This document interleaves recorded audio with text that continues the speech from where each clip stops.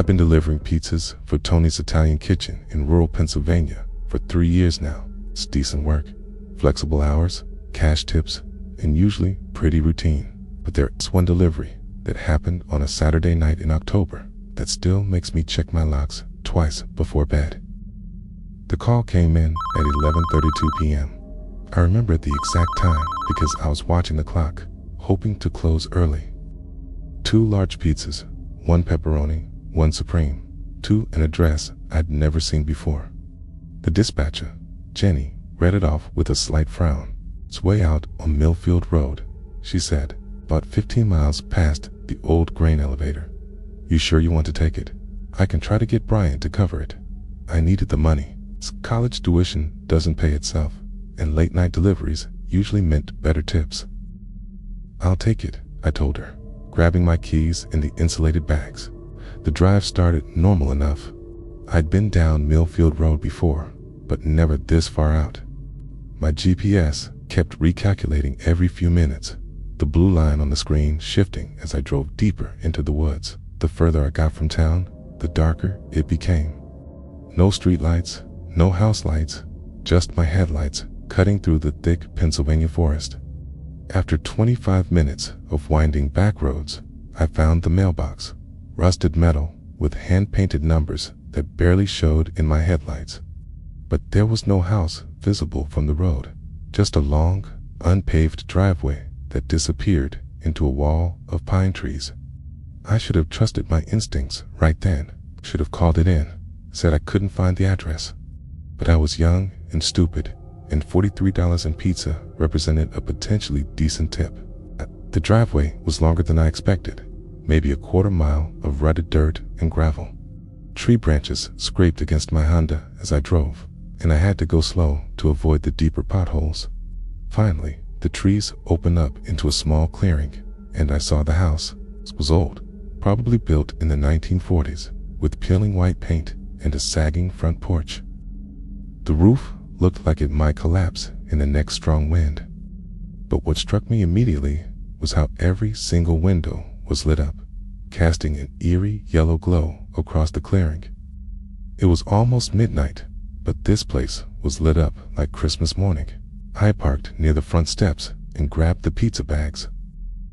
As I walked toward the house, I noticed something else odd. Despite all the lights, I couldn't see any movement inside. No shadows passing by windows, no flickering from a television. It's just that steady, unnatural yellow glow. The front door was standing wide open. It's not just unlocked, completely open, like someone had been expecting me. I could see straight into a dimly lit hallway that stretched back into the house. "Hello?" I called out, standing on the porch. Pizza delivery, complete silence. Then, from somewhere deep inside the house, I heard children laughing, multiple kids giggling and playing like it was the middle of the day instead of nearly midnight. The sound echoed strangely, like it was coming from everywhere and nowhere at once. That's when I saw her. A woman appeared at the end of the hallway, wearing a long, old-fashioned dress, the kind you might see in a photograph from the 1950s. She started walking toward me. But there was something fundamentally wrong with how she moved. Too slow, too smooth, like she was gliding rather than walking. Her feet didn't seem to touch the floor. She got closer. I could see her face clearly in the yellow light.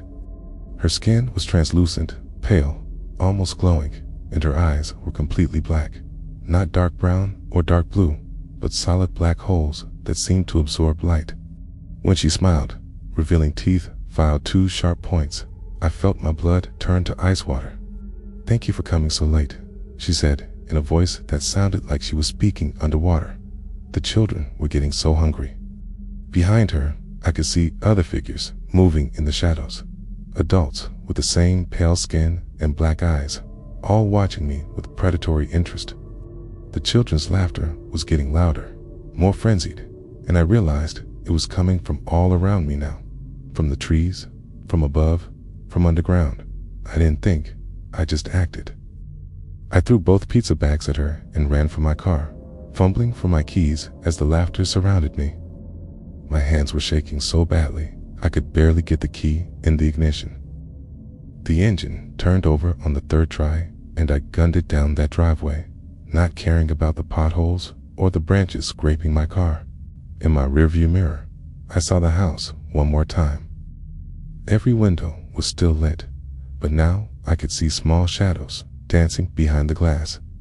The woman stood in the doorway with the others behind her, maybe 6 or 7 adults, a Kawa, all with the same pale skin and black eyes, all staring at me as I fled.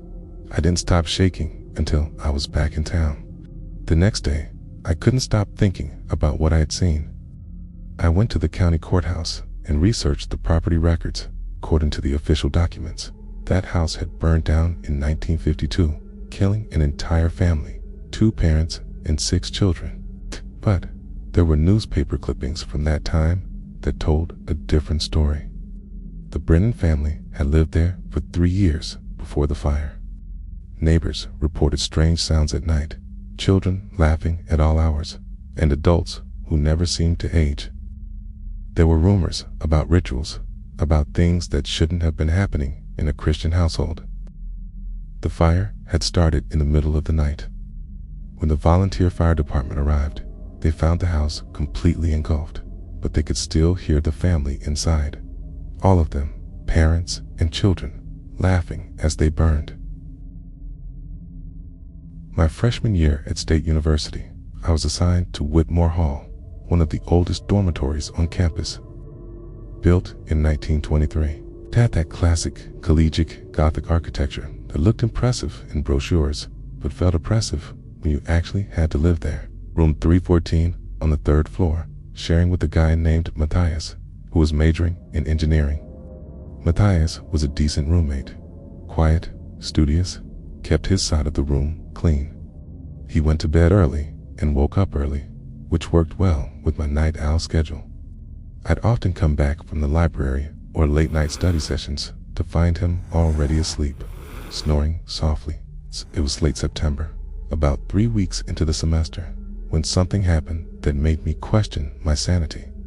I'd been cramming for a chemistry exam in the library until they kicked everyone out at midnight. Exhausted and stressed, I walked back to Whitmore Hall through the empty campus, my backpack heavy with textbooks. I climbed the 3 flights of stairs to my floor, walked down the familiar hallway, and used my key to enter what I thought was my room. The key turned easily, just like always, but the room I entered wasn't mine. The layout was identical, same dimensions, same window placement, same built-in furniture, but everything else was completely different. Instead of our white walls, these were painted a deep forest green. Instead of our blue comforters, the beds had burgundy covers with intricate patterns. Vintage photographs in ornate frames sat on the desk where my laptop should have been. Old leather books lined a shelf that we'd never installed. An antique radio sat on the windowsill, its wood casing gleaming in the moonlight. I stood there for a moment, completely disoriented. Checked the door number, -314. This was definitely my room. But it wasn't. That's when I heard voices inside. It's 2 male voices having a casual conversation about classes, professors, weekend plans. It's normal college talk, but I could see the entire room, and it was empty. The voices seemed to be coming from everywhere and nowhere, like they were part of the air itself. I backed out of the room and went back to check the floor number. 3rd floor. Definitely. I counted the doors from the stairwell. -314 was right where it should be. I used my key again, and this time, when I opened the door, everything was normal. White walls, blue comforters, my textbooks scattered on the desk where I'd left them. Matthias was asleep in his bed, snoring softly. I convinced myself I'd been more tired than I'd realized, that stress was making me hallucinate. I went to bed and tried to forget about it. But it happened again 3 nights later. Same green walls, same vintage decorations, same invisible voices. This time, they were discussing a difficult professor, complaining about an upcoming exam. Their conversation was so normal, so mundane, that it was somehow more unsettling than if they'd been discussing murder or supernatural phenomena. This pattern continued for weeks. Once or twice a week, I'd open my door to find this other version of room 314.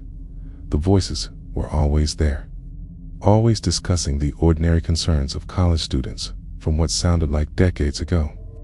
They talked about classes that didn't exist anymore, professors who'd retired or died long ago, social events from a different era. I started paying attention to details during these episodes. The photographs on the desk showed two young men in 1940s clothing, high-waisted pants, suspenders, hair slicked back with pomade. They were always smiling, arms around each other, clearly close friends. The books on the shelf had publication dates from the 1940s and early 1950s, textbooks for classes and subjects that weren't even taught anymore. One night in November, I decided to interact with this other room. I picked up one of the photographs, studying the faces of the two young men. The moment I touched it, the voices stopped immediately. The silence was deafening after weeks of their constant chatter. Then I heard one of them whisper, so quietly I almost missed it, "He can see us." Another voice, equally quiet, "After all these years, someone can finally see us."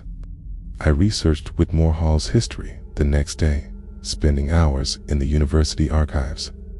I found what I was looking for in a newspaper from October 1953.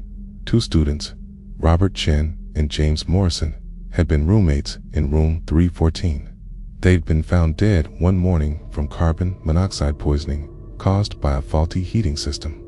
They'd been studying together late into the night, preparing for midterm exams, when the odorless gas had quietly filled their room. The article mentioned that they'd been best friends since freshman year, inseparable, always studying together. They'd planned to room together for all 4 years of college. The night they died, they'd been working on a joint project for their American history class. After learning this, my experiences with the other room changed. The voices became fainter, more distant, and instead of feeling fear, I felt an overwhelming sadness. These weren't malevolent spirits. They were just two young men who'd never gotten the chance to finish what they'd started. It's pwned. On my last night before winter break, I found a note on the desk in old-fashioned handwriting. "Thank you for not being afraid of us. We were just trying to finish our studies." I transferred to a different dorm after break. Some people call me a coward, but I prefer to think I gave Robert and James the peace they deserved. They'd been stuck in that room for 50 years, still trying to complete assignments that would never be graded, still living the college experience that had been cut short. Sometimes I wonder if they're still there, or if acknowledging their presence somehow helped them move on. I hope it's the latter. I work security at the Meridian Tower, a downtown office building that reaches 30 floors into the sky. During the day, it's bustling with lawyers, accountants, consultants, and executives. But after 6 p.m., it becomes a different place entirely. Empty, echoing, filled with the kind of silence that makes you jump at every small sound. My shift runs from 11 p.m. to 7 a.m., 8 hours of solitude broken only by routine security rounds and the occasional late-night worker who forgot something important. It's not a bad job. Decent pay, quiet environment, plenty of time to read or study. I've been doing it for 2 years now, and I thought I'd seen everything the building had to offer. I was wrong. 6 months ago, I started noticing something odd during my 3M rounds. It's conference room 15B, located on the 15th floor, would have its lights on, even though my security log showed the last person had left the building at 5:47 p.m. The first time it happened, I figured someone had just forgotten to turn them off. I checked the room, empty, no signs anyone had been there recently, turned off the lights, and made a note in my log. But the next night, it happened again. Same room, same time, lights blazing for no apparent reason. This time, I decided to check the security footage on my phone. The camera feed showed conference room 15B as completely dark. Stood there in the hallway, looking between the live camera feed and the actual room, and they didn't match. To my eyes, the room was lit up like a Christmas tree. To the camera, it was dark as a tomb. This continued for a week. Every night around 3 a.m., that room would be lit up to my eyes, but dark on every camera in the building. I started to wonder if there was something wrong with the electrical system, or maybe a problem with my eyes. I scheduled an appointment with an optometrist. Then I started hearing voices, quiet professional conversations about quarterly reports, budget deadlines, client presentations. The kind of workplace discussion you'd hear in any office building during business hours. The conference room 15B was completely empty every time I checked. I researched the building's history and found an incident from 8 years ago that made my blood run cold.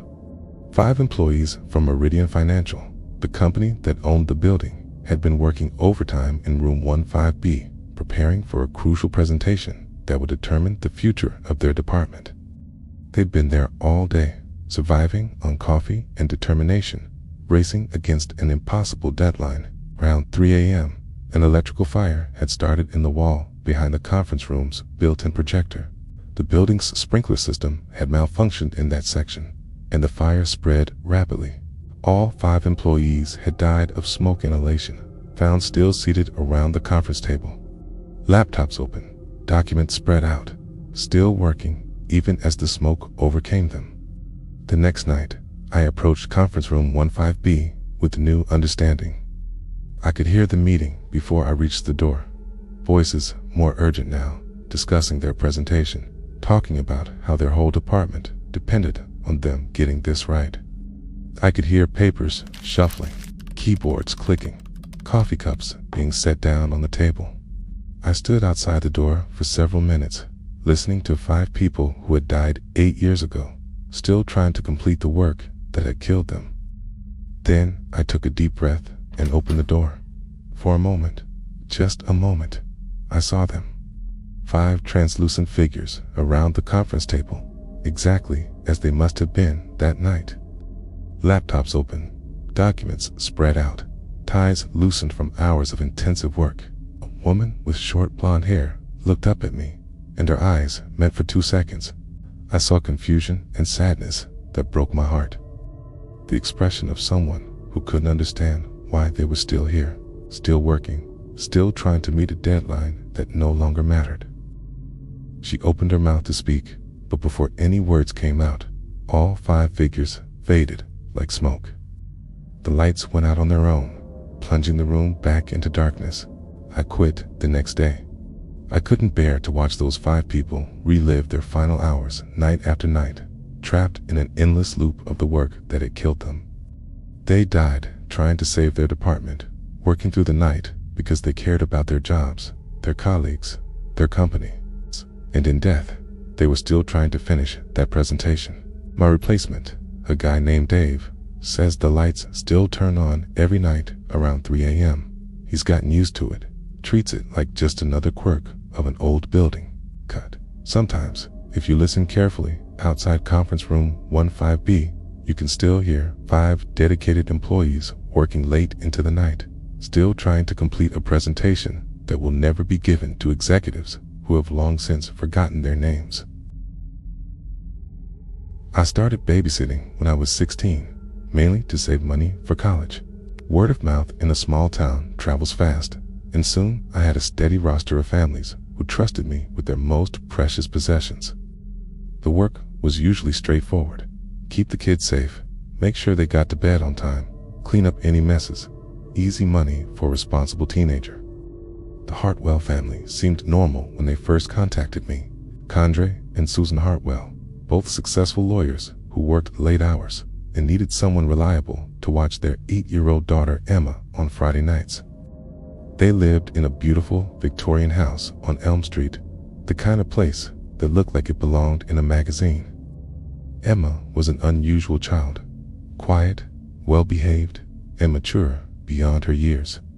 While I dealt with plenty of kids who would test boundaries, throw tantrums, or refuse to go to bed, Emma never gave me any trouble. She'd spend the evening coloring in her books or reading, occasionally asking me quiet questions about homework or what I was studying in school. But something about her made me uncomfortable.